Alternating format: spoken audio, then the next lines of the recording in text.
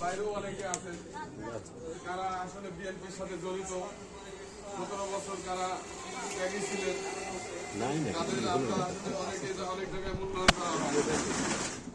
আমার স্বেচ্ছাসেবকের উদ্দেশ্য একটাই, বিএনপির জন্য হয়েছে, জেল খেটেছেন, আওয়ামী লীগের হাতে জুলুম হয়েছে, তাদেরকে সঠিক একটা জায়গা নিয়ে আসা।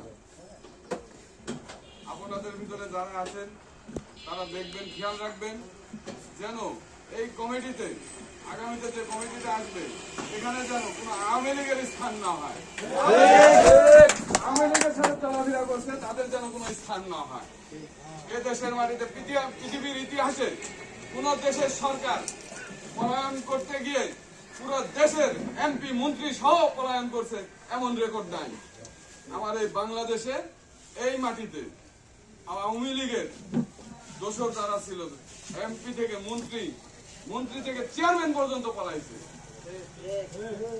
তাহলে আমরা এমন কাউকে নিতে চাই না যারা পরবর্তীতে আমাদেরকে আবার তাদের লাইনে নিয়ে আসে, তাদের সারিতে খারাপ করে দেয়, আমাদের যত পলায়ন না করতে না।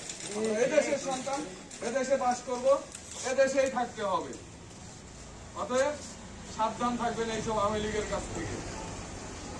লুঙ্গি দিতে থাকা লোকগুলার দূরে থাকবেন। তাদেরও ওই একই প্রোডাক্ট, মানে একই কোম্পানির প্রোডাক্ট। তারা কালকে যারা ছাত্রলীগ ছিল, আজকে তারা ছাত্র শিবির নামে বিভিন্ন জায়গায় বড় বড় পদে আছে। এদেশে জামাত শিবির তাদের প্রতিষ্ঠা করার দায়িত্ব নিয়েছে। দেশটাকে আবারও শৃঙ্খল করতে চায় তারা। আমরা এটা সহ্য করব না। আমরা স্বেচ্ছাসেবক দল সোচ্চার। অন্যরা যেখানে শেষ হয়ে গেছে সেখানে আমরা শুরু করছি বরাবরই। পুরো বাংলাদেশের স্বেচ্ছাসেবক দল একটি রোল মডেল।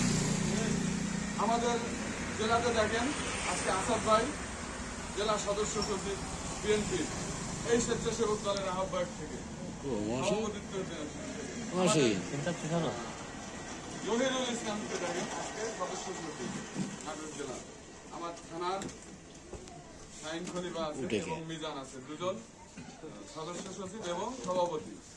তাদের অবস্থান দেখেন এই বড়াই গ্রামের ভিতরে, যুব দল বলেন আর যে কোনো দল বলেন, মূল দল বলেন, তাদের নিচে যে কোনো সভায়, যে কোনো মিছিল মিটিং এ ডাকবেন, ওদের নিচে সবাই।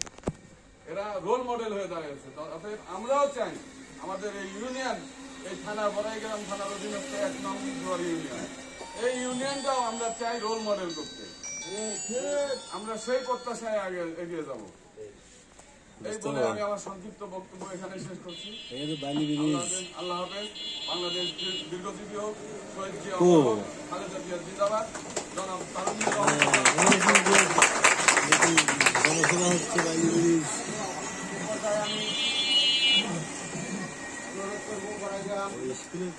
থানা স্বেচ্ছাসেবক দলের সম্মানী যুগ্ম আহ্বায়ক আমার আলামিন বিশ্বাসী বন্ধু, সে সমাপ্তি বক্তব্য